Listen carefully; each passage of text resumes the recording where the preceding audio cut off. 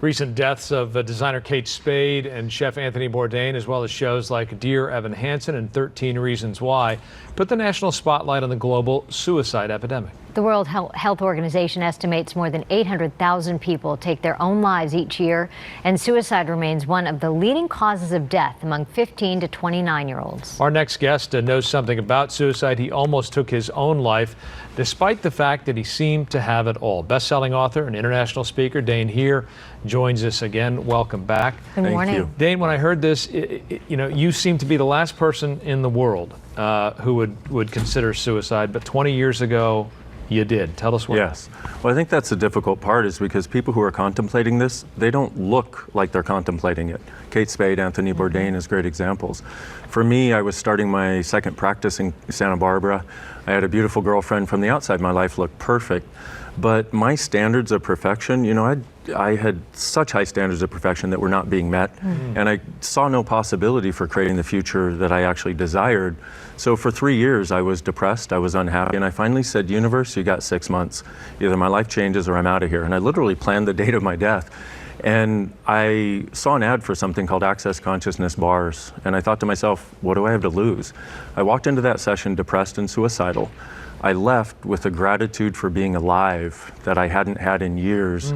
And making the choice to stay was one of the greatest choices I've ever made. Isn't there that phrase, it's a permanent solution to a temporary problem? Exactly that. Do you think that phrase has merit? Absolutely. And I think one of the difficulties is people do not recognize that it's a temporary problem, which is why I'm so grateful we're having this conversation and actually changing the conversation.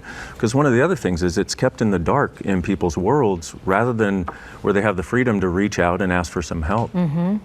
This week is it's National Suicide Prevention Week. So why do you think this topic is so important and needs to be talked about? Well, exactly because of that, we have an escalating level of suicide that has been escalating for several years. The highest cause of death from 15 to 29-year-olds. And my sense is, if we can have a conversation about it, if we can remove the stigma around even talking about it, saying, hey, I got stuff going on, I need some help. Then we can have these people who have this going on have the freedom to actually reach out.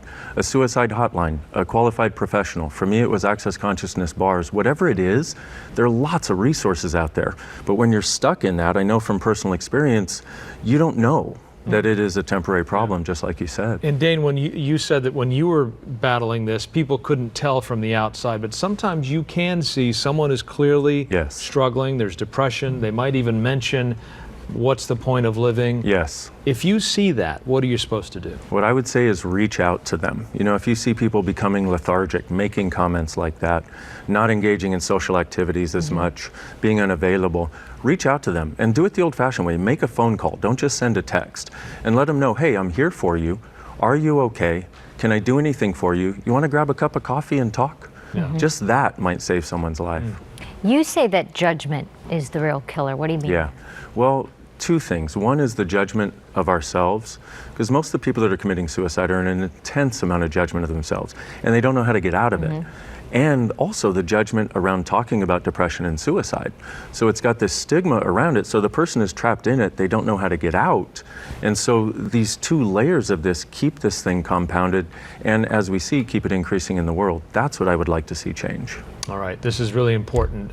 If you or anyone you know is thinking about suicide, it's important to remember you are not alone. People do want to help you, regardless of what you may think about that.